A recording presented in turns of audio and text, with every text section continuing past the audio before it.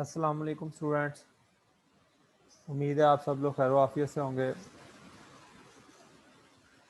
सिर्फ 5 स्टूडेंट्स ने अभी ज्वाइन किया है। हावर हम अपना लेक्चर जो है वो स्टार्ट करते हैं। टाइम ओबियसली शॉर्ट है, तो सब लोग जो है वो टाइमली ज्वाइन किया करें ताकि जो है वो ज़्यादा टाइम हमारा वेस्ट ना हो। मैं आप लोग के साथ स्क्रीन शेयर करता हूँ। हमने प्रीवियस लेक्चर में जो डिस्कस किया था, मैं थोड़ा सा उसका ब्रीफली इंट्रोडक्शन देता हूँ।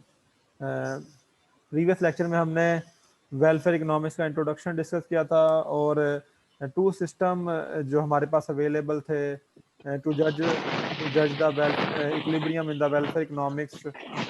और वी कैन से दैट के वेलफेयर इकोनॉमिक्स को हम कैसे मेजर कर सकते हैं। वेलफेयर इकोनॉमिक्स को मेजर करने के लिए हमारे पास टू सिस्टम अवेलेबल थे, जिनमें फर्स्ट है partial equilibrium analysis and second one is general equilibrium analysis. Previous lecture में हमने पार्शियल इक्विलिब्रियम एनालिसिस को डिस्कस किया था, मार्केट डिमांड को डिस्कस किया था, इंडिविजुअल डिमांड को डिफरेंस स्टडी किया था। इंडिविजुअल मार्शलियन डिमांड और हमने जो है वो मार्शलियन डिमांड और मैथमेटिकल मॉडल जो है, इन दोनों में डिफरेंस जो है वो भी स्टडी किया था कि मैथमेटिकल मॉडल के लिए डिमांड कर्व कैसा है और मार्शलियन डिमांड के लिए जो है वो डिमांड कर्व कैसा है। फर्दर मोर जो है वो हमने डिमांड कर्व के लिए जो है वो उसकी चेंजेस को हाईलाइट किया था, किस तरीके से उसमें चेंजेस आ सकती हैं इलास्टिसिटी के ज़रिए या शिफ्टिंग के ज़रिए। इलास्टिसिटी की मेजरमेंट भी पढ़ी थी हमने और शिफ्टिंग के कॉजेज भी पढ़े थे। इसी तरह हमने सप्लाई कर्व को डिस्कस किया था, सप्लाई कर्व की शेप्स को डिस्कस किया था विद द आप कह सकते हैं कि टाइमिंग के हवाले से जो उनकी शेप्स थी सप्लाई कर्व की, वो हमने डिस्कस की थी। इंडिविजुअल सप्लाई कर्व को डिस्कस किया था, मार्केट सप्लाई कर्व को हमने डिस्कस किया था। उसके अलावा फिर सप्लाई कर्व में जो चेंजेस आती हैं इलास्टिसिटी की वजह से या शिफ्टिंग की जो चेंजेस आती हैं, उनके फैक्टर्स हमने स्टडी किए थे। देन हमने परफेक्टली कम्पिटिटिव मार्केट में प्राइस डिटर्मिनेशन इक्विलिब्रियम को जज किया था। वेलफेयर असेसमेंट के लिए हमने कंज्यूमर सरप्लस प्रोड्यूसर सरप्लस को चेक किया था और किस तरीके से ये सरप्लस जो है वो कम होते हैं, रिड्यूस होते हैं। आप कह सकते हैं कि अगर हम परफेक्टली कम्पिटिटिव मार्केट के इक्विलिब्रियम से, यानी जो डिमांड एंड सप्लाई फोर्सेस से जो इक्विलिब्रियम डिटरमिन होता है, अगर उस इक्विलिब्रियम के अलावा कोई और इक्विलिब्रियम लेवल हम चूज करते हैं तो उस पे किस तरीके से जो है वो कंज्यूमर सरप्लस और प्रोड्यूसर सरप्लस अफेक्ट होते हैं, ये हमने स्टडी किया था। ऑब्वियसली जब कंज्यूमर सरप्लस और प्रोड्यूसर सरप्लस अफेक्ट होते हैं या रिड्यूस होते हैं तो वेलफेयर जो है वो डिक्लाइन होती है, और अगर प्रोड्यूसर सरप्लस और कंज्यूमर सरप्लस इंक्रीज होते हैं, अपने मैक्सिमम पॉइंट पे पहुंचते हैं, तो वेलफेयर इंक्रीज होती है। और वो वहीं पे था जहाँ पे डिमांड एंड सप्लाई फोर्सेज आपस में इक्वल होती हैं, आपस में एक दूसरे को इंटरसेक्ट करते हैं, तो वहाँ पे वेलफेयर जो है वो मैक्सिमाइज होती है। ये हमने प्रीवियस लेक्चर में डिस्कस किया था और कुछ ड्रॉबैक्स भी हमने डिस्कस किए थे पार्शियल इक्विलिब्रियम एनालिसिस के। Today we are going to start the next topic, that is general equilibrium analysis. आप लोगों को बेटा आवाज आ रही है? जी सर, आ रही है। ऑलराइट।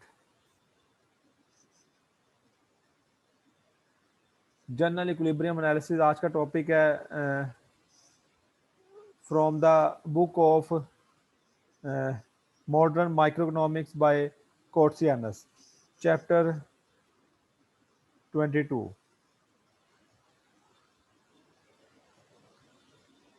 जनरल इक्विलिब्रियम एनालिसिस आज हम स्टडी करेंगे।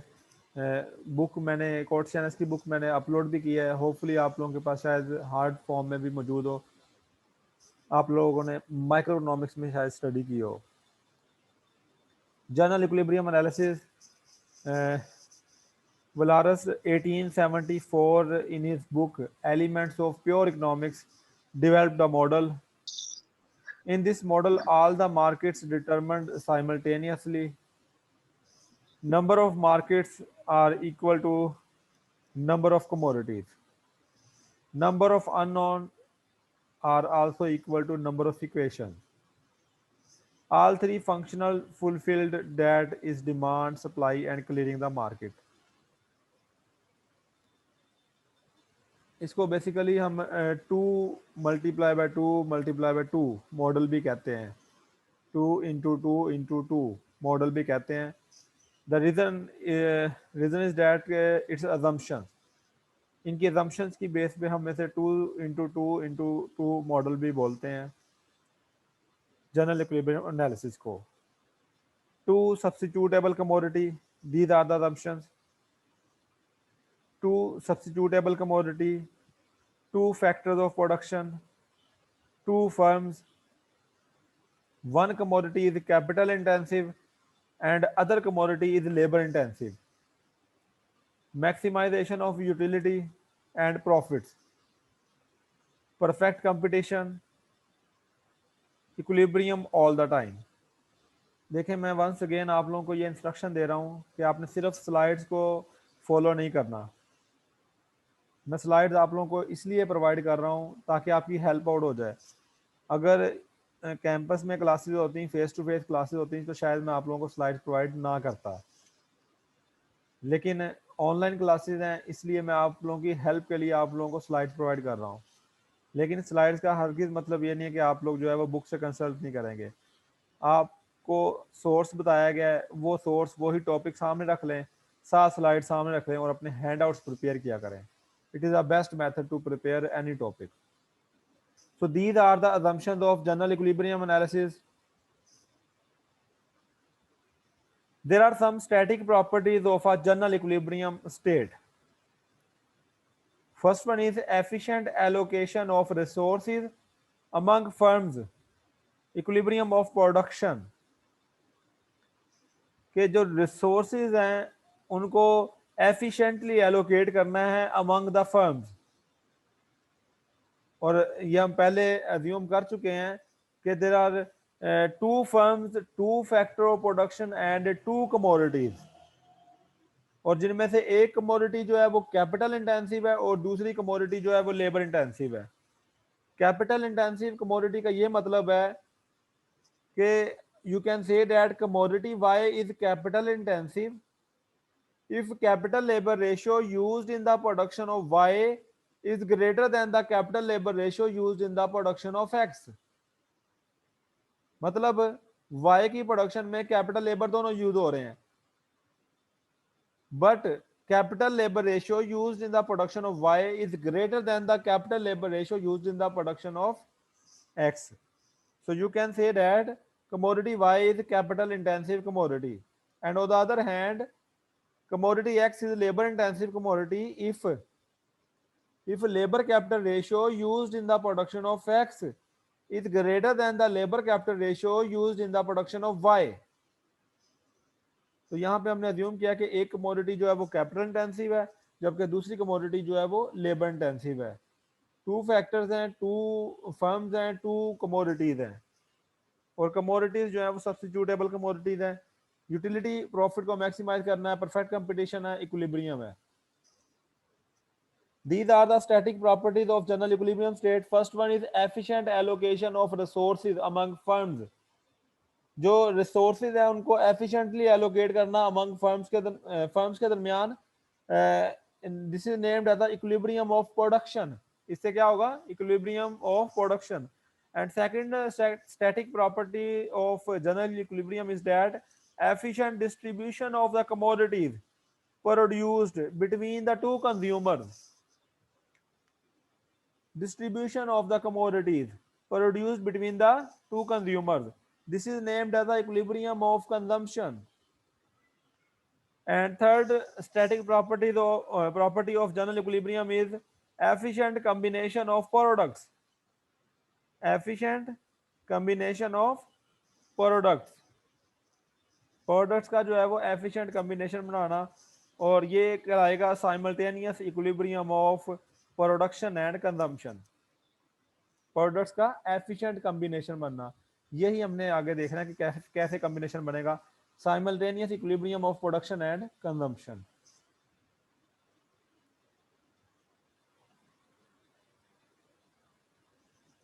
These properties are called marginal conditions of Pareto optimality or Pareto efficiency. A situation is Pareto efficiency के बारे में आई डोंट नो आप जानते हैं या नहीं, उसको हम डिफाइन करते हैं। A situation is defined as Pareto optimal if it is impossible to make anyone better off without making someone worse off. Basically ये ऐसी एफिशिएंट कंडीशन है परीटो ऑप्टिमैलिटी। परीटो ऑप्टिमैलिटी एक ऐसी एफिशिएंट कंडीशन है जिसमें एक ऐसा एफिशिएंट लेवल है जिसपे it is impossible to make anyone better off without making someone worse off. मतलब उस एफिशिएंट लेवल पे ये पॉसिबल ना हो कि हम किसी एक को बेटर ऑफ कर सकें without making someone worse off. मतलब अगर हम किसी एक को बेटर ऑफ करते हैं तो दूसरा उससे वर्स ऑफ होता है। ये ऐसी मैक्सिमम एफिशिएंट एलोकेशन लेवल है जिस पे तमाम लोग कह लें या दोनों फर्म्स जो हैं वो अपनी ऑप्टिमल कंडीशन में होती हैं। दोनों फर्म्स एफिशिएंटली प्रोड्यूस कर रही होती हैं और अगर वो उस पॉइंट से हटती हैं, ठीक है, अगर उस पॉइंट से वो चेंज करती हैं, किसी एक ही तरफ जाती हैं, किसी एक को फायदा देती हैं, तो दूसरा वर्स ऑफ हो जाएगा। सिर्फ वही पॉइंट ऐसा होगा जिसपे दोनों बेटर ऑफ हैं। अगर उस पॉइंट के आगे पीछे जाएंगे तो एक बेटर ऑफ होगा, दूसरा वर्स ऑफ हो जाएगा। सो ये ऑप्टिमल परीटो ऑप्टिमैलिटी कहलाती है। मैं दोबारा इसको एक्सप्लेन करता हूँ, दैट इज वेरी इंपॉर्टेंट। आगे सारे वेलफेयर इकोनॉमिक्स में जो है ये परीटो ऑप्टिमल का नाम आएगा बार बार। These properties are called marginal conditions of Pareto optimality। ये जो पीछे हमने पढ़ी हैं तीन इसकी कंडीशंस आप कह लें या स्टैटिक प्रॉपर्टीज जो हमने पढ़ी हैं जनरल इक्विलिब्रियम की, उनको हम marginal conditions of Pareto optimality भी कहते हैं या Pareto efficiency भी कहते हैं। ये Pareto efficiency या Pareto optimality क्या है? ये basically optimum utilisation of resources है, ऑप्टिमम एफिशिएंसी है। उस पॉइंट को कहते हैं where it is impossible to make anyone better off without someone worse off. जहां पे ये नामुमकिन हो कि हम किसी एक को बेटर ऑफ करें without making someone worse off. ठीक है, वो ऑप्टिमल कंडीशन होगी। क्लियर है ये पॉइंट? किसी को कंफ्यूजन है तो मुझसे दोबारा पूछ सकता है।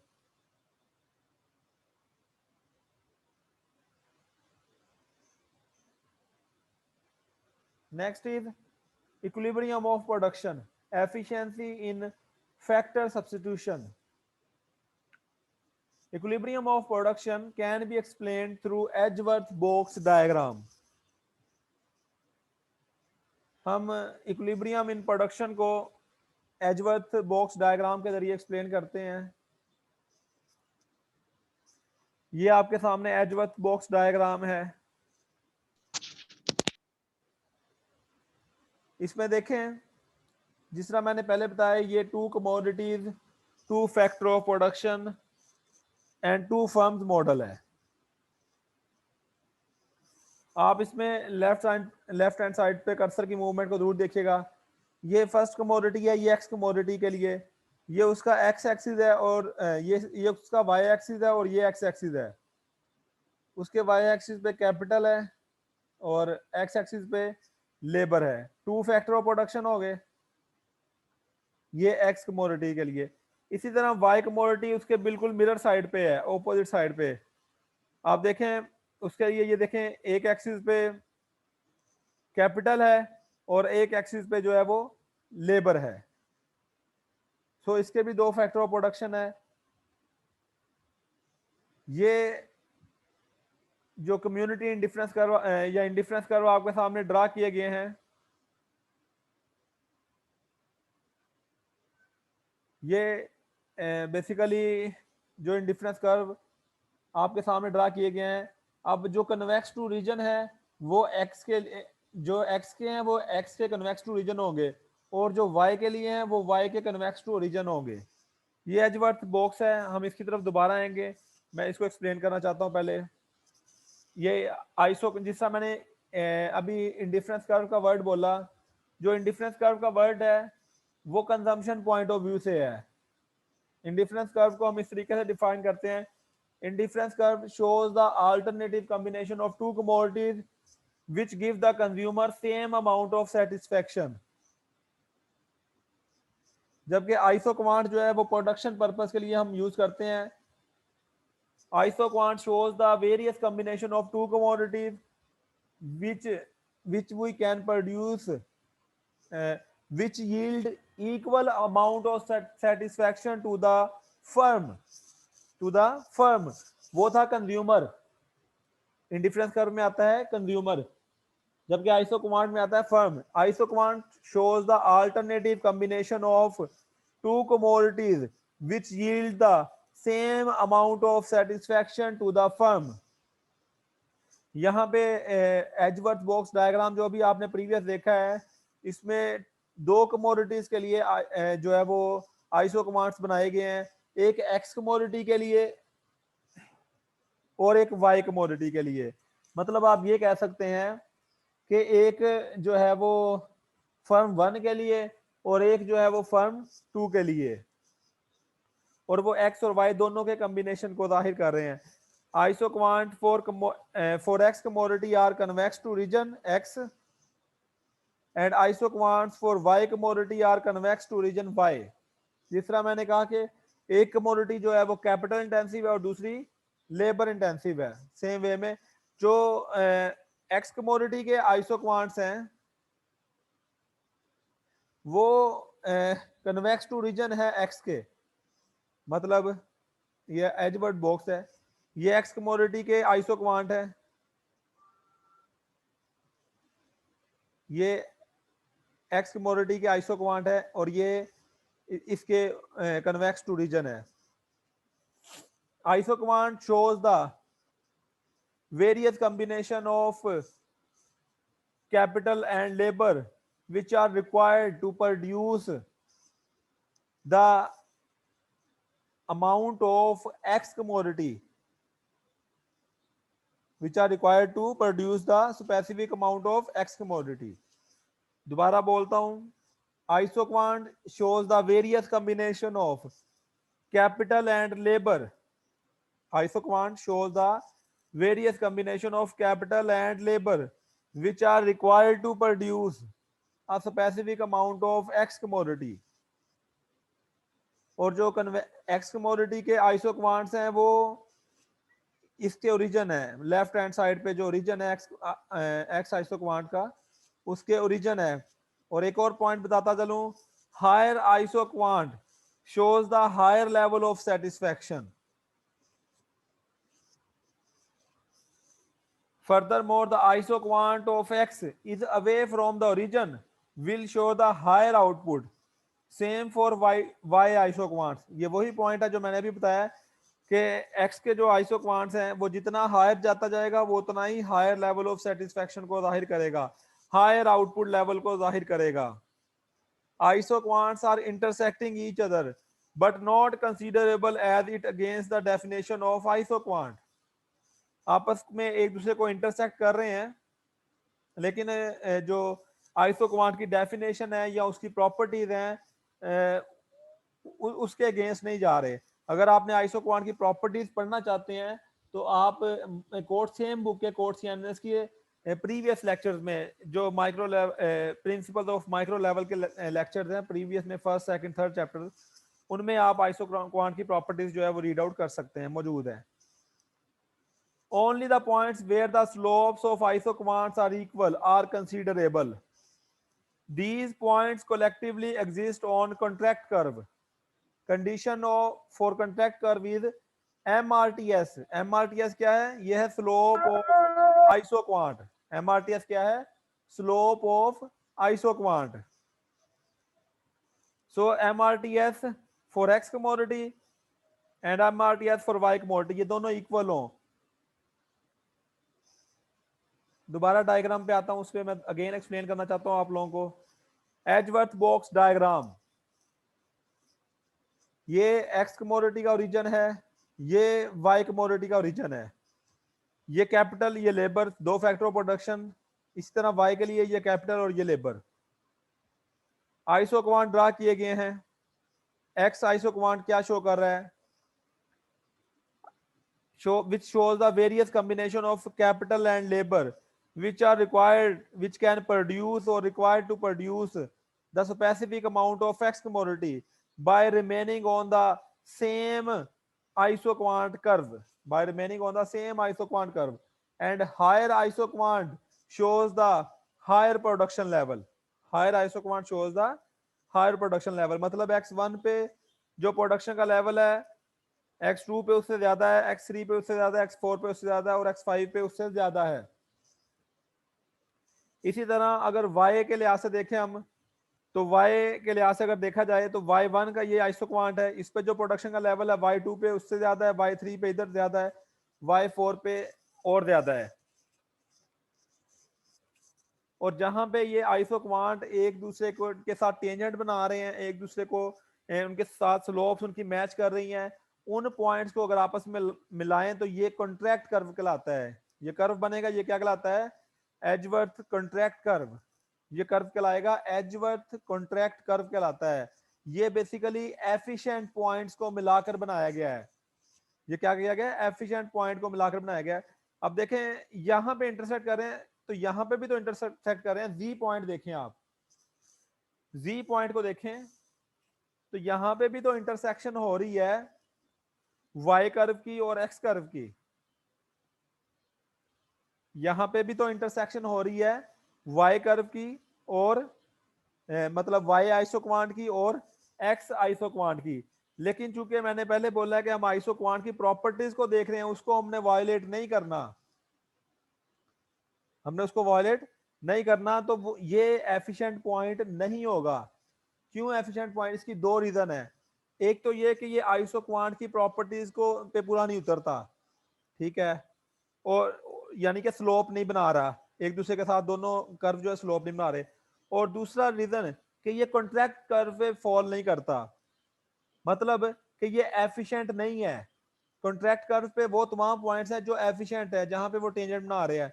और एक और रीजन है जो ये एक्सप्लेन करती है कि ये एफिशिएंट नहीं है, वो ये है कि प्रीटो ऑप्टिमैलिटी। वो क्या है? प्रीटो ऑप्टिमैलिटी। प्रीटो ऑप्टिमैलिटी क्या है? It is impossible to make someone better off without making someone worse off. वो यहां पे फॉल नहीं करती, ठीक है, वो फॉल करती है ए पॉइंट पे, वो फॉल करती है ए पॉइंट पे। ये बेसिकली सेंट्रल पॉइंट होगा, ये ओ एक्स और ओ वाई के सेंट्रल पॉइंट होगा, क्योंकि दोनों फर्म आगे की तरफ आना चाह रही हैं। दोनों फर्म जैसे जैसे आगे की तरफ आती जाएंगी, उनका आइसो पॉइंट आगे की तरफ आता जाएगा, उनका प्रोडक्शन लेवल इंक्रीज करता जाएगा। मतलब ओ एक्स है, उस पे हम x1 पे जाए, x2 पे जाए, x3 पे जाए, प्रोडक्शन लेवल इंक्रीज कर रहा है।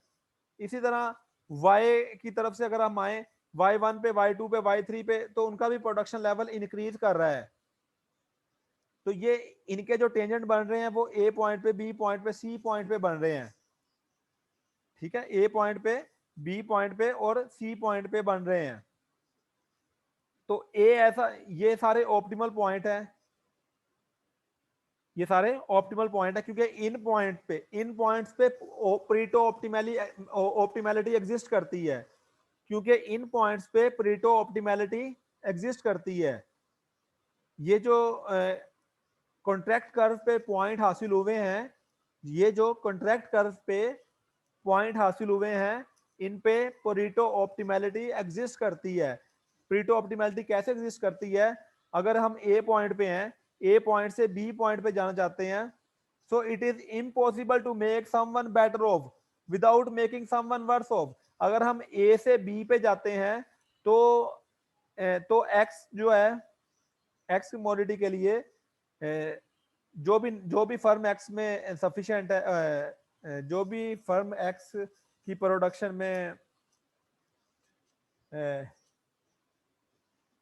इंटेंसिवली एक्स को प्रोड्यूस कर रही है, फैक्टर इंटेंसिवली प्रोड्यूस कर रही है, तो वो तो बेटर ऑफ हो जाएगी। एक्स की प्रोडक्शन में तो बेटर ऑफ हो जाएगी, लेकिन वाई की जो प्रोड्यूस कर रही है वो वर्स ऑफ होगी ए से बी पर जाए। इसी तरह अगर ए से सी पर जाते हैं तो वाई को जो फर्म प्रोड्यूस कर रही है वो तो बेटर ऑफ होगी, लेकिन साथ जो एक्स को फर्म प्रोड्यूस कर रही है वो वर्स ऑफ होगी। So it is impossible to make someone better off without making someone worse off. तो ये प्रीटो ऑप्टिमैलिटी एग्जिस्ट करती है एजवर्थ कॉन्ट्रैक्ट कर्व पे, और इसलिए जी पॉइंट पे जो है वो इक्विलिब्रियम नहीं होगा।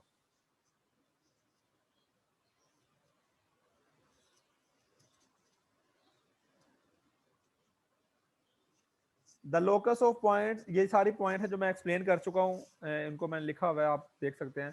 The locus of points of tangency of the x and y isoquants is called Edgeworth contract curve of production. This curve is particular importance because it includes the efficient allocation of capital and labor between the firms.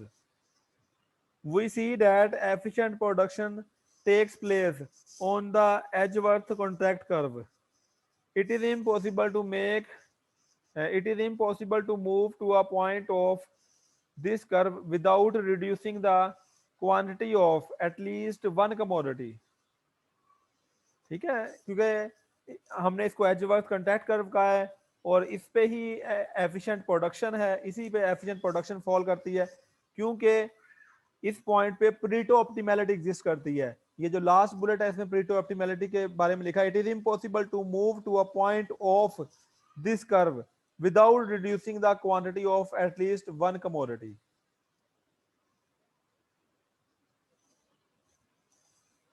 Point Z, point Z is a point of inefficient production. ये वही point G है जो मैं बता चुका हूँ।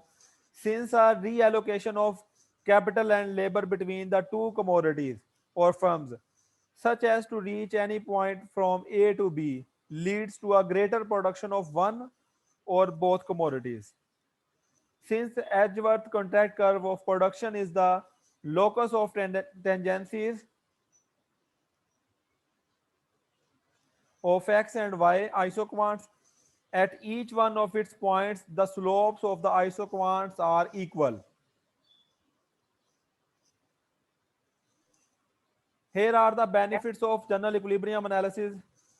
Help to view the problem in a broader aspect.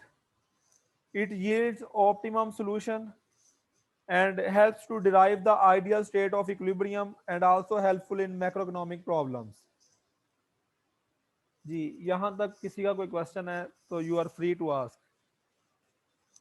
ये easy नहीं है, थोड़ा कॉम्प्लिकेटेड है। एक से पहले एक तो आपको इसका बैकग्राउंड क्लियर होना चाहिए, मतलब आइसो क्वांट क्या है, ये सारी चीज़ें क्लियर होनी चाहिए, और ये आपने इंटरमीडिएट माइक्रो इकोनॉमिक्स में पढ़ी हुई हैं, क्योंकि इस कोर्स का इसकी प्री रिक्विजिट जो है वो प्री रिक्विजिट जो है वो इसकी है principle of micro economics, intermediate micro economics, principle of micro economics and micro economic analysis as well.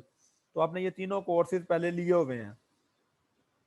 So you are मतलब हम अज्यूम करते हैं कि आप लोगों ने ये स्टडी किया होगा। तो ये इसकी एडवांस एप्लीकेशन है, आप लोगों ने स्लाइड्स और बुक दोनों से कंसल्ट करना है, किसी एक पर रिलाय नहीं करना। यहां तक किसी का कोई क्वेश्चन है तो आप पूछ सकते हैं। सुन भी रहे हैं कि ऐसे सोए पड़े हैं सब लोग? जी जाग रहे हैं या सोए हुए हैं? ओनली 11 जाग रहे हैं। 11 स्टूडेंट्स आर प्रेजेंट। कोई इसमें से ये मौजूद है? मदीहा एक स्क्रीनशॉट लेके पार्टिसिपेंट्स का ग्रुप में सेंड कर देना।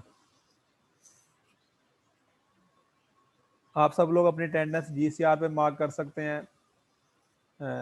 हम जो है वो 10-15 मिनट की ब्रेक कर लेते हैं, इसके बाद जो है वो नेक्स्ट टॉपिक स्टार्ट करते हैं। ओके स्टूडेंट्स, स्टे ब्लेस्ड, अल्लाह हाफिज़।